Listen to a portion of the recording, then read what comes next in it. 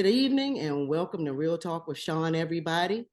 This evening, I have the pleasure of speaking with Miss Fatou, and we're going to be discussing FGM, which is female genital mutilation. Thank you so much for joining me this evening, Fatou. I really appreciate you. Thank you for inviting me to talk more about my experience and my thought about this. So thank you. Absolutely. I'm really happy to be here. What country are you from? I'm from Guinea, West Africa. Okay, because and the reason I asked that is because, of course, in the United States, that's not something that I've heard of being done, but I have heard it being done overseas and in particular Africa. So you said Guinea? Guinea, yes, Guinea, That's West a Africa. small Very country. close to Senegal. I know exactly where it is. All right, I did my research. I know my geography. Great. Plus, that's the motherland. Good. So I definitely know Africa. All right, that's good. I'm happy then. I'm happy. So how old were you when you actually had it done? So I had it done when I was between 5. I was 5 or 6 years old. Wow. 5 to 6 years old. That's when I was done. Is that the normal age that that is typically done? No, it's not. It depends. Sometimes they mutilate a girl from sometimes 2 years old, from 2 years old to 15 years old, actually. So it depends. It does not matter. So it's not like I was at age of getting mutilated. No, it just that time it just was convenient for me to get mutilated at that time. So that was it. Wow. Now, is it done in a hospital or is it done by an elder? It's done by elder that we call we call her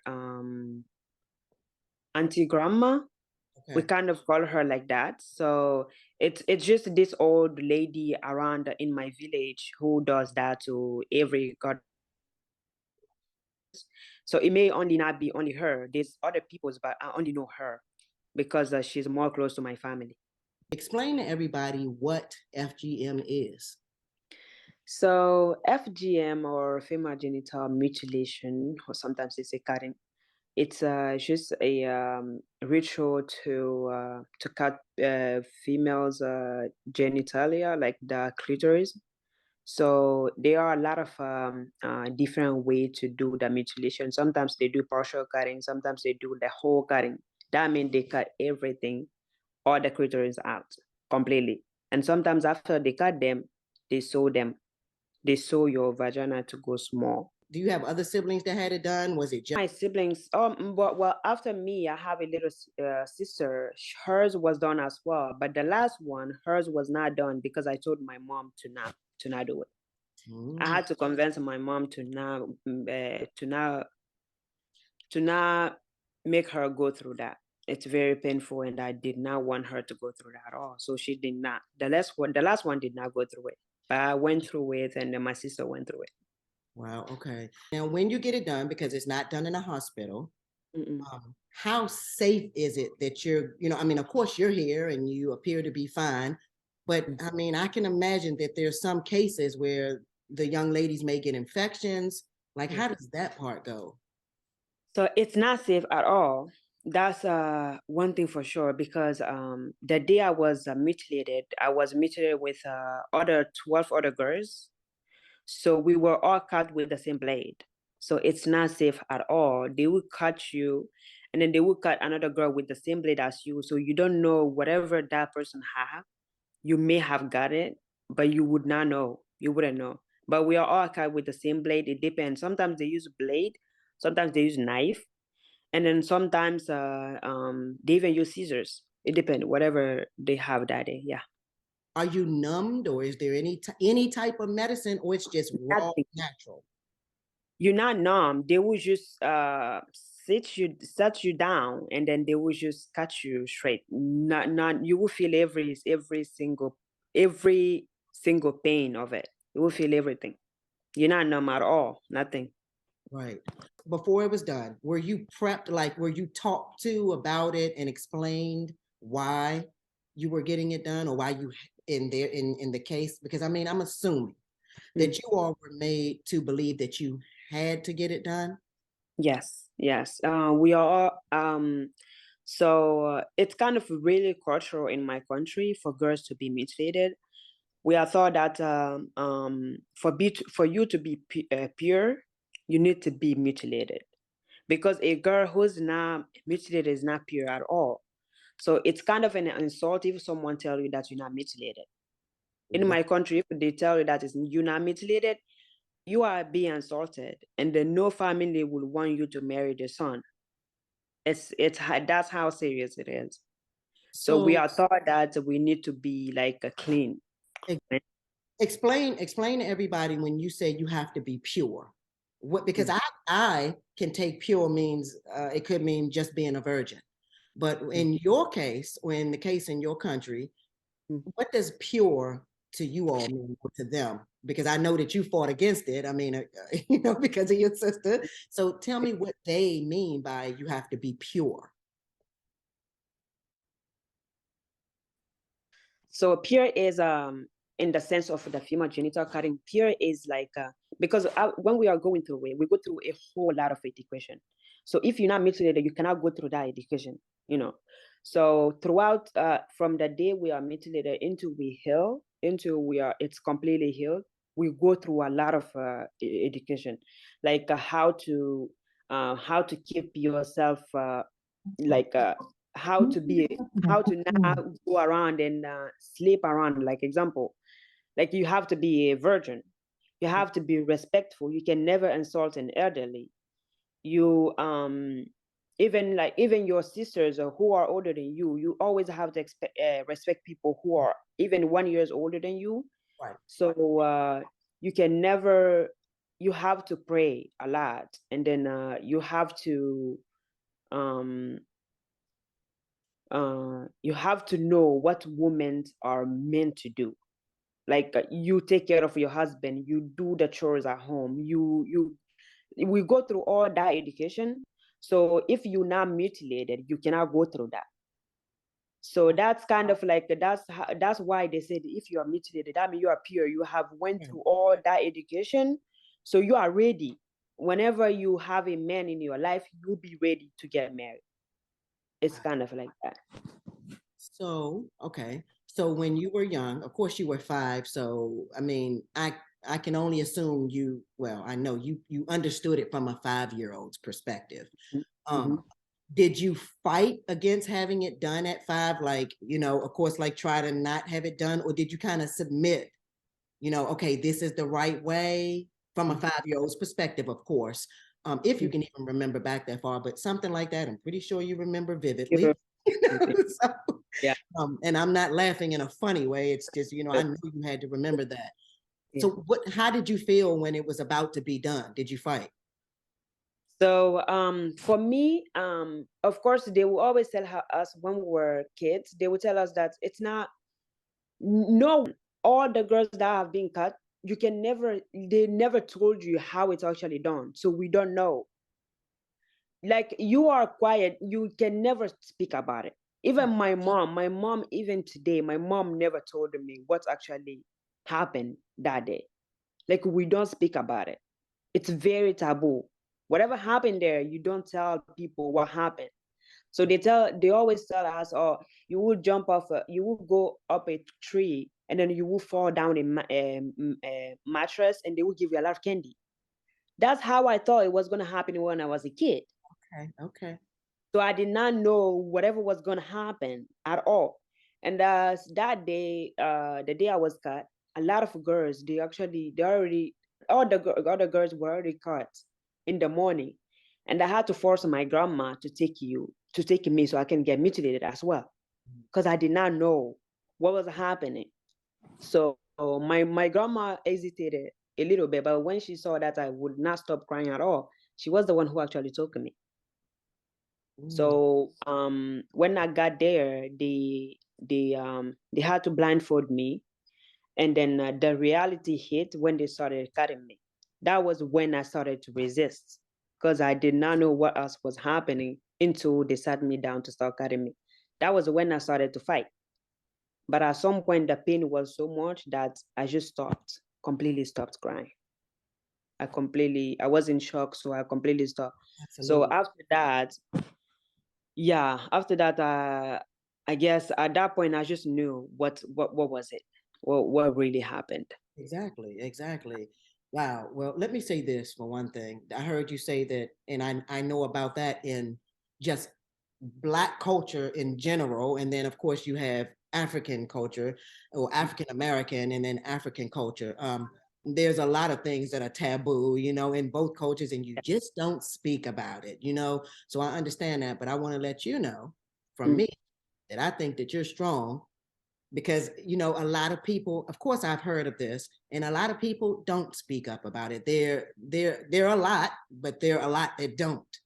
And so I Yes. commend you for actually coming forward and speaking out and for standing up, and saying, enough is enough when it came to your younger sister. Let me ask you this.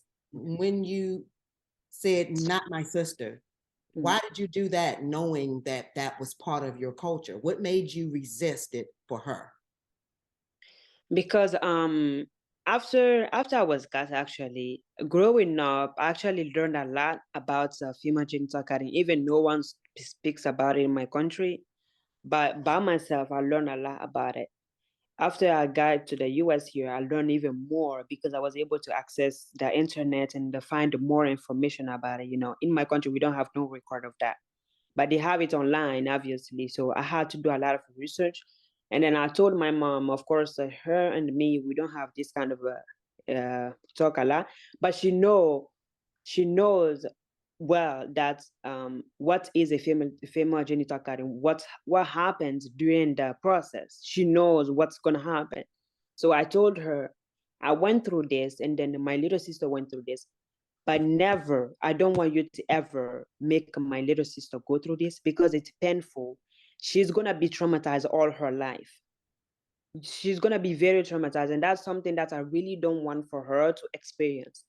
And then my mom actually, she resisted. She even was like, well, we're just going to take her to the hospital because it's the society also. She said that we're just going to take her to the hospital and they're going to just like poke her with a needle so she can feel that pain there. But like we would tell everyone that she was mutilated. I'm like, no, don't even do that. We do not care about the society. We do not care what they would think of that girl. This girl will be thankful to you if you don't do this. So please don't do this. I had to force her to not do this. So it was very difficult. It was not that easy at all to convince her to not make my sister go through this. It was very hard. It was mainly because of what other people would think of her little girl. They would think that she's not pure, she needs to go through that for her to be educated and whatever. I'm like, who cares? It's a new Nobody generation. cares. Exactly. There's a new generation, and the generation, your generation per se, we're not having it. We're Yeah, speaking no, up.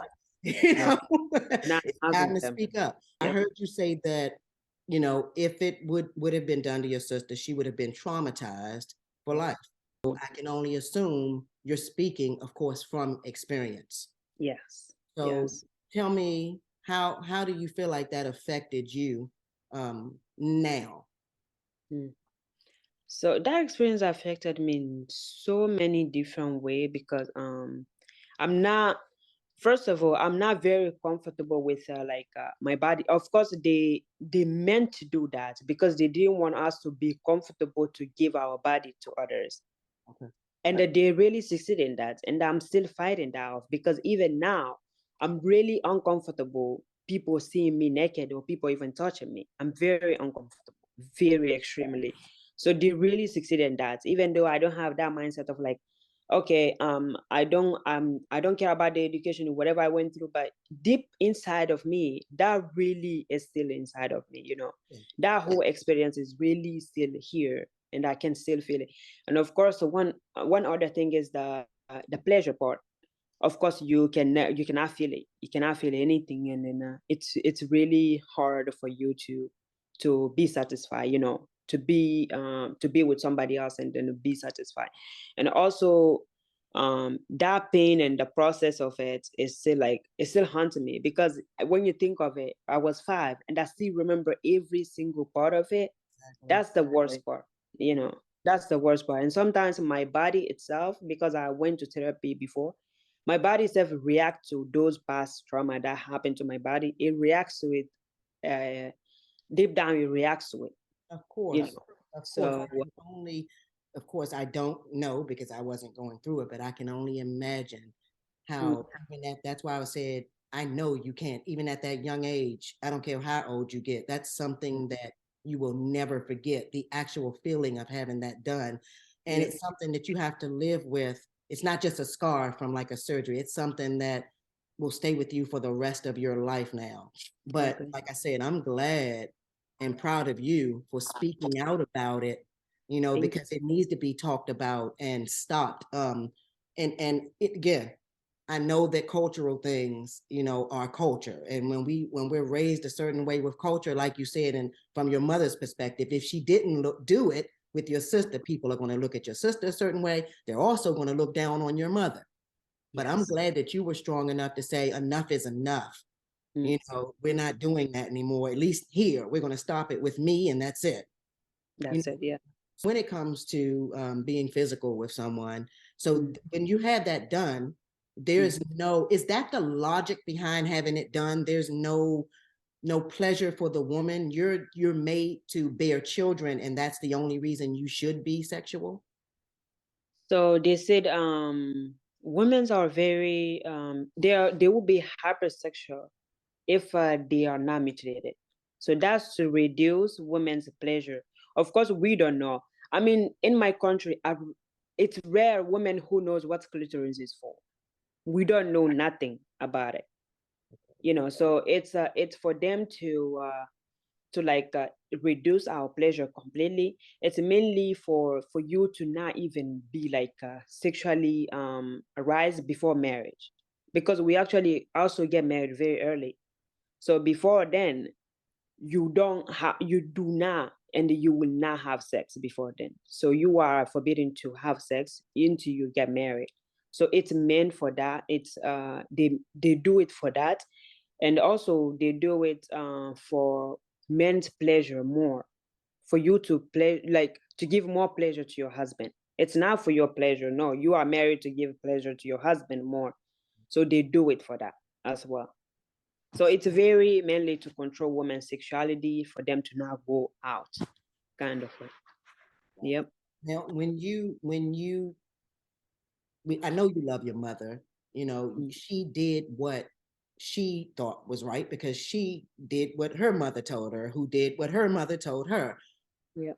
But looking back, or even right now, do you feel any type of resentment towards your mother for allowing it to happen to you? No, to be honest, um this one, no, I do not resent my mom for it at all. At That's all, to be honest, because first of all, she was not there when it was done. And of course, my grandma had to be the one who took me, and I was the one who was to force my grandma to take me.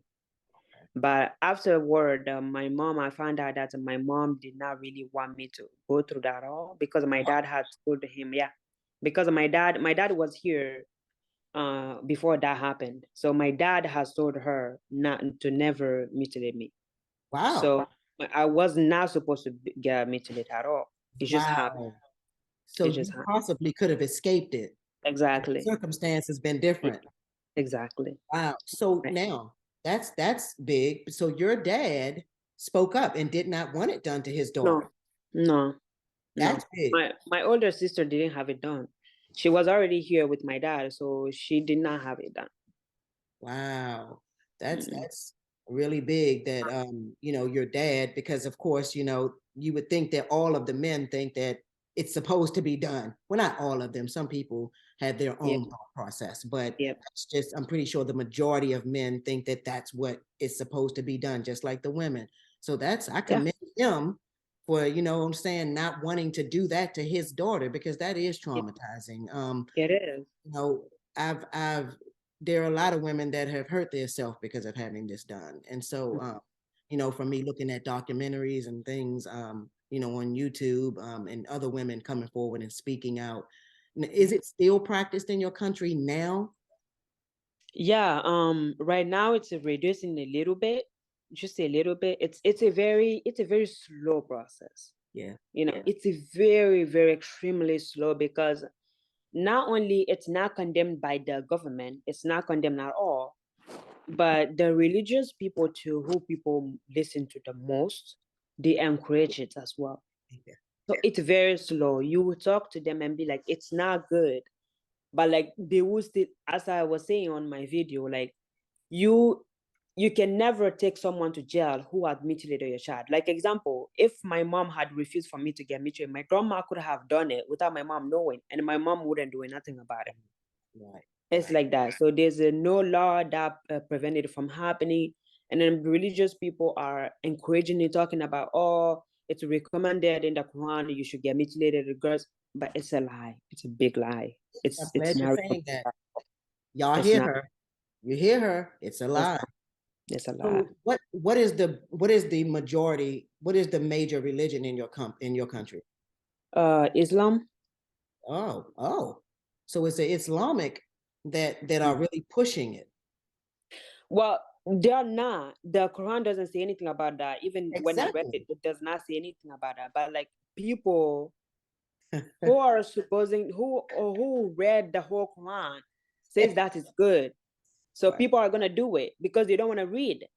And I'm Yeah. like, well, you should read and research yourself, because no one said the girl should be cut. No one. It does not say it. They did not say that in the Quran. It's a lie. It's a lie. So Wow. it's more of cultural than religious. So they just add the religious part to it just for people to do it. Exactly, because the moment you put religion behind it, the more Exactly. people will start lining up to Exactly. make sure that it does happen and make sure that it stays this way. So Exactly. wow. So are you doing anything? I know you're speaking out online, of course, that's how I found you. So I will say this to that. Just know that you are being heard, because I mean I found you and I'm pretty sure there's several others, but please keep doing what you're doing and speaking out about it, because we all know, just like the religious people that push for it, there are others that push against it. And if there are enough of us doing that, then it will stop at some point. Like you said, it may be slow because that's Yep. just the way life goes, unfortunately, but we can stop it one person at a time. Are you married or in a relationship now? I'm not married, but I'm in a relationship, but it's a distance. So it's very convenient for me because I'm still working on myself. Okay. So it's a long distance relationship. It's because I'm working on myself and I don't want like anything right now. So That's I'm just working on myself. It's slow for me as well, but I'm working on myself.